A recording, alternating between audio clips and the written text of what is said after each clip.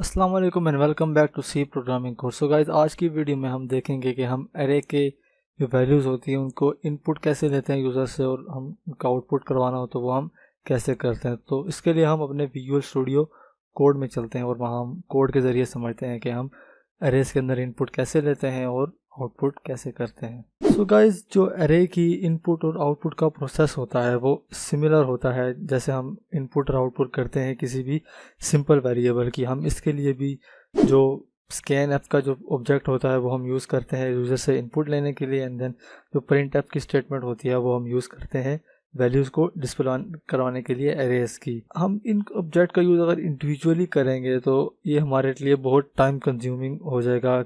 Array जो होती है उसमें बहुत सारे डेटा एलिमेंट्स होते हैं, तो हमें उसके लिए हर किसी के लिए हमें एक एक जो है वो स्टेटमेंट लिखनी पड़ेगी, फिर उनको हमें आउटपुट करवानी पड़ेगी या फिर इनपुट करवानी पड़ेगी। तो इस काम को आसानी से करने के लिए हम लूप्स का यूज़ करते हैं एरे के अंदर इनपुट या फिर आउटपुट करवाने के लिए। तो हम जो लूप का यूज़ करते हैं उससे हम एरे की जो इनपुट और आउटपुट का प्रोसेस होता है वो थोड़ा फास्टर भी हो जाता है और ईजियर भी हो जाता है। और जो हम कोड लिखते हैं इनपुट और आउटपुट लेने के लिए, वो जो हमारा कोड होता है वो भी रिड्यूस हो जाता है यूजिंग लूप्स। तो अभी सबसे पहले हम एक कोड लिखते हैं जिसमें हम यूजिंग स्कैन ऐप जो है वो एरे की वैल्यूज़ को इनपुट करवाते हैं, आउटपुट करवाते हैं। उसके बाद हम एक दूसरा कोड लिखेंगे जिसमें हम यूजिंग फॉर लूप एरेस की वैल्यू को इनपुट करवाएंगे, एंड देन हम उनका सम कैलकुलेट करेंगे, एंड देन उनकी एवरेज कैलकुलेट करेंगे।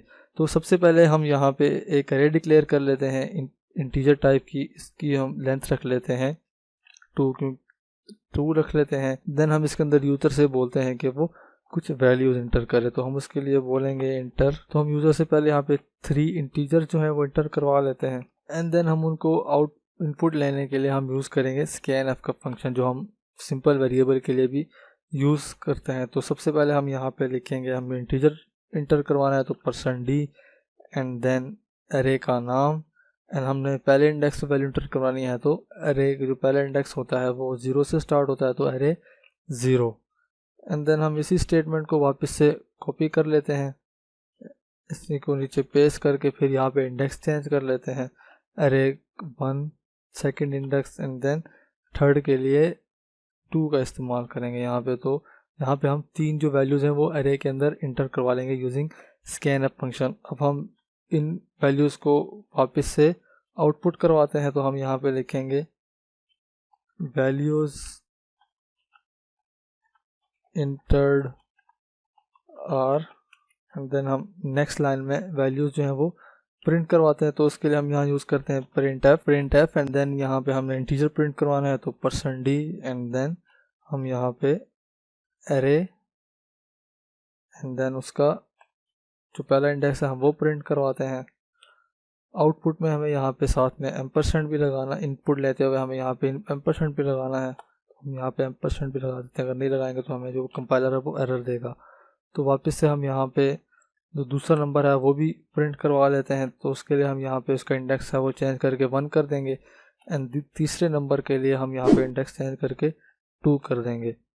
तो अब इस कोड को हम कंट्रोल एस से सेव करके यहाँ से रन करते हैं कि हम फिर देखते हैं कि हमें क्या आउटपुट मिलती है। तो हम यहाँ पे 3 इंटीजर इंटर करते हैं, पहला इंटीजर 4, देन 6, एंड देन 3।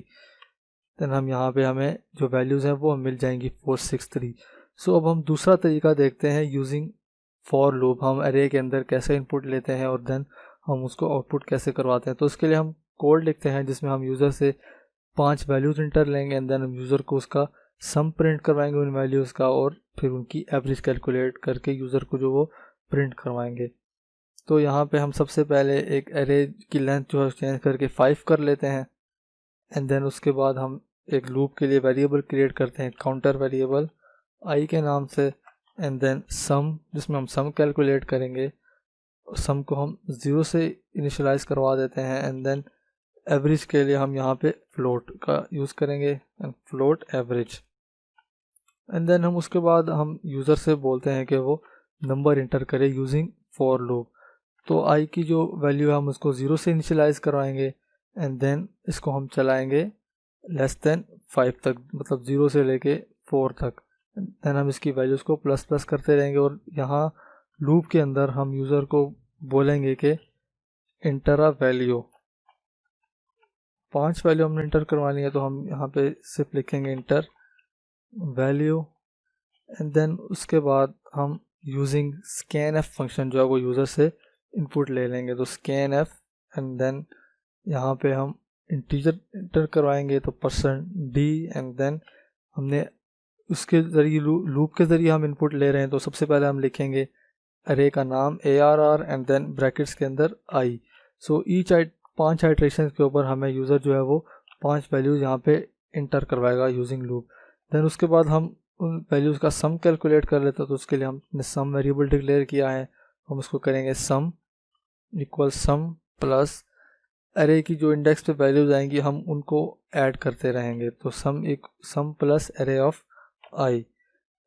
तो यहाँ पे हमने लूप की बॉडी जो है वो लिख ली एंड देन लूप की बॉडी के बाद हम एवरेज जो है वो कैलकुलेट करते हैं। तो जो एवरेज होगी वो जो सम होगा उसको हम जो टोटल नंबर ऑफ एलिमेंट्स है उनसे डिवाइड कर देंगे। तो टोटल नंबर है वो 5 एंड देन हम यहाँ पे फ्लोट लिया हुआ है तो हम 5.0 लिख देंगे। तो इससे हमें जो है वो एवरेज जो है वो मिल जाएगी। एंड देन हम उसके बाद जो सम हम कैलकुलेट करवाएंगे उसको हम प्रिंट करवा लेते हैं। तो हम यहाँ पे लिखते हैं sum is and then %d and then उसके बाद यहाँ पे वेरिएबल का जो नाम है वो लिखते हैं। तो हम यहाँ पे सबसे पहले सम को प्रिंट करवाएंगे एंड देन इसी को हम कॉपी कर लेते हैं नीचे एवरेज प्रिंट करवाने के लिए। एंड देन यहाँ पे हम एवरेज जो है वो फ्लोट में है तो यहाँ पे हम %f लिखेंगे एंड देन यहाँ पे एवरेज AVG हम यहाँ पे लिख लेंगे एवरेज।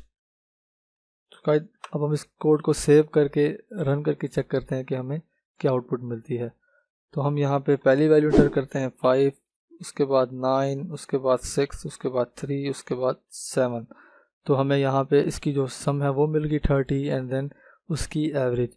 सो गाइज इस तरह से हम लूप्स को यूज़ करके अरे के अंदर इनपुट लेते हैं। अगर हमने सिंगल इनपुट लेनी है तो उसके लिए हम scanf का यूज़ कर सकते हैं, लेकिन वो हमारे लिए बहुत टाइम कंज्यूमिंग होगा, हमें हर इंडेक्स की अलग से इनपुट लेनी पड़ेगी। जो सबसे इफ़ेक्टिव वे है इनपुट लेने का अरे का वो है यूजिंग लूप्स।